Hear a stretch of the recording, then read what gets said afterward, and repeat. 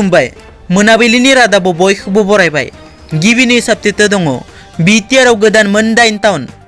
कक्राझार जिल्ला खुंथायनि बानजायनायाव खुंफुंनाय हादरनि गासैनि 12थि सुबुंखान्थि सानाव बाहागो लायो बिटिआरनि गाहाय खुंगिरि प्रमद बर'आ। सुबुंखान्थि साननि फिरफिला बिरहोनाय हाबाफारियाव बाहागो लानानै बिटिआरनि गाहाय खुंगिरि प्रमद बर'आ गोदानै बिटिआरआव मोन 8 टाउनफोरखौ फोसावो। गोदानै फोसावजानाय मोन 8 टाउनफोरा फारियै बाक्सा जिल्लानि तामुलपुर, मुसलपुर आरो बरमा, उदालगुरि जिल्लानि फारियै माजबाद, कलायगाव आरो खैराबारि, कक्राझार जिल्लानि फावरागुरि आरो दतमा। नैथियाव दङ बर'नि गेदेमा लिरगिरि मंगलसिं हाज'वारिनो पद्मश्री बान्था। बर' हारिनि थाखाय मोनसे गोजोनथाव खौरां। कक्राझार सहर टेङापारानि थागिबि थुनलाइगिरि आरो साहित्य एकाडेमि बान्था मोनगिरि डक्टर मंगलसिं हाज'वारिया 2021 मायथाइनि थुनलाइगिरि बाहागोआव पद्मश्री बान्थानि थाखाय सायख'जादों। थुनलाइगिरि डक्टर मंगलसिं हाज'वारि बिथाङा थुनलाइ आरो सोलोंथाइनि सायाव पद्मश्री बान्थाखौ मोननो हादों। मख'नो गोनांदि आसामनि बारग' गिबि मन्थ्रि रुंसारि तरुण गगैनो पद्म भुषण बान्था होनाय जादों। थामथियाव दङ फावखुंग्रि फेन्सि ब्रह्मखौ प्रमद बर'आ बरायदों। दिनै कक्राझार जिल्ला खुंथायनि बानजायनायाव खुंफुंनाय हादरनि 12थि सुबुंखान्थि सान फालिनायाव बर' सावथुन मुलुगनि मुंदांखा फावखुंग्रि फेन्सि ब्रह्मखौ बिटिआरनि गाहाय खुंगिरि प्रमद बर'आ बरायदों।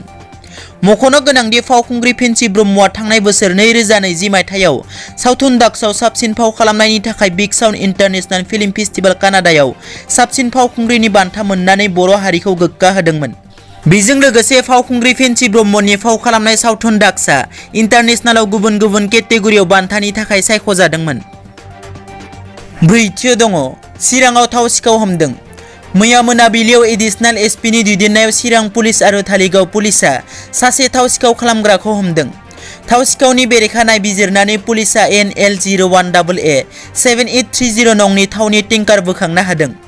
मिथिनो मोननाय बादिब्ला थाव सिखावआ बे थावनि टेंकारनिफ्राय थाव दिहुनबाय थानाय समावनो पुलिसआ हमनो मोनदोंमोन सिखावखौ। बे नायबिजिरनायाव उमर आली मुंनि सासे थाव सिखावखौ पुलिसआ हमनो मोनोब्लाबो बेजों थानाय गुबुन लोगोफोरा खारखोमालांनो हायो।